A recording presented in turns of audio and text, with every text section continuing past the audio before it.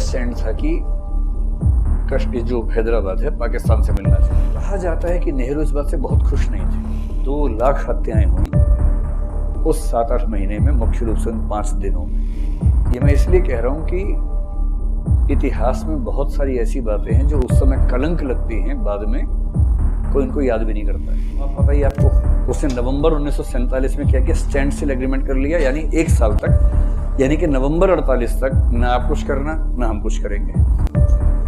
तो भारत सरकार मान गई थी, पटेल मान गए थे। और उस समय वहां एक संगठन था MIM, जो आज भी है। MIM है मजलिस-ए-इत्तेहाद उल मुस्लिमीन, इसकी फुल फॉर्म है। और ये संगठन रेडिकल मुस्लिम से संगठन है जो उस समय के नवाब का साथ दे रहा था। नवाब कहते कि नवाब ने ही इसको प्रमोट किया था संगठन को। उग्रवादी संगठन, आतंकवादी नहीं, उग्रवादी, मतलब उग्र विचार वाला संगठन था। उग्रवाद आतंकवाद में अंतर होता है कि हिंसा न हो तो उग्रवाद है, हिंसा हो तो आतंकवाद है। इसी MIM से आपको पता है कि हैदराबाद के सांसद जो क्या नाम है, ओवैसी साहब, इसी पार्टी से आते हैं। ये पार्टी आज भी जिंदा है। MIM का स्टैंड था कि कश्मीर जो हैदराबाद है पाकिस्तान से मिलना चाहिए। और बीच बीच में ये विचार था कि ना हो तो कम से कम आज़ाद रहना चाहिए, भारत का हिस्सा तो नहीं बनना है। तो वहां के नवाब ने MIM को खूब सपोर्ट किया और एक संगठन बना जिसको बोलते हैं रजाकार। रजा शब्द का मतलब होता है मर्जी, रजामंदी बोलते हैं ना, रजामंदी मर्जी। तो रजाकार का मतलब है जो क्या है, स्वैच्छिक रूप से आए हैं, वॉलंटियर्स हैं।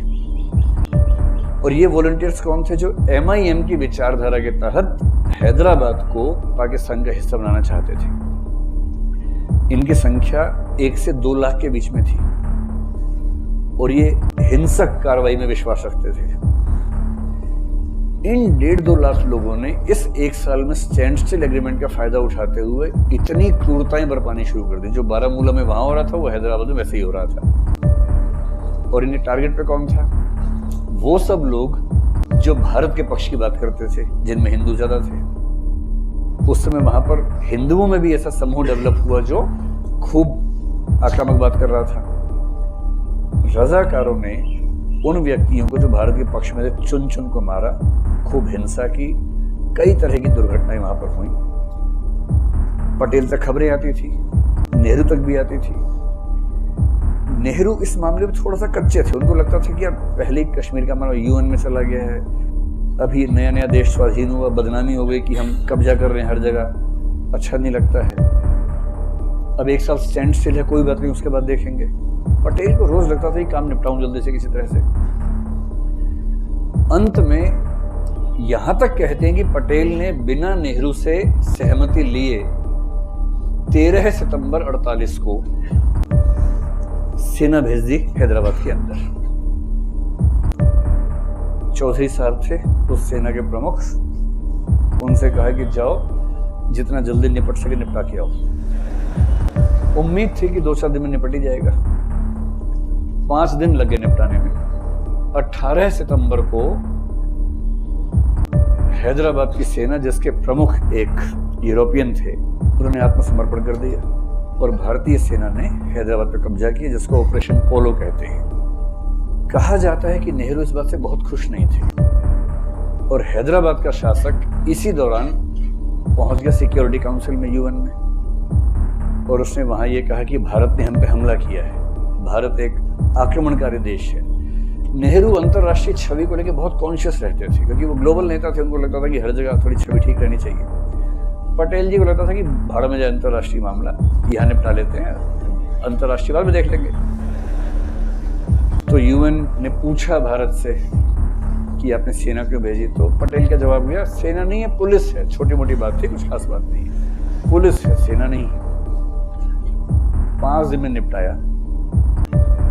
इन 5 दिन और इससे पीछे रजाकारों के मामले में जो हिंसा हुई, नेहरू जी ने एक आयोग बनाया, सुंदरलाल आयोग बोलते हैं। उस आयोग की रिपोर्ट है कि 20,000 से 40,000 के बीच में लोगों की मृत्यु हुई इस 9-10 महीने के समय में, विशेष रूप से इन 5 दिनों में। और कुछ पत्रकार कहते हैं कि ये संख्या 2 लाख के आसपास है। 2 लाख हत्याएं हुई उस 7-8 महीने में, मुख्य रूप से उन 5 दिनों में। ये मैं इसलिए कह रहा हूं कि इतिहास में बहुत सारी ऐसी बातें हैं जो उस समय कलंक लगती हैं, बाद में कोई इनको याद भी नहीं करता है। हैदराबाद को लेकर आज कोई नहीं कहता कि भारत ने गलत तरीके से मिला लिया, क्योंकि ठीक लगा उस समय। हैदराबाद आ भी गया। उसके बाद 1956 में हैदराबाद का तेलुगु भाषी हिस्सा आंध्र प्रदेश बन गया, मराठी भाषी महाराष्ट्र में चला गया, कन्नड़ भाषी कर्नाटक में चला गया। अब तो वो हैदराबाद की जो रियासत थी एग्जिस्ट ही नहीं करती है, खत्म ही हो गई।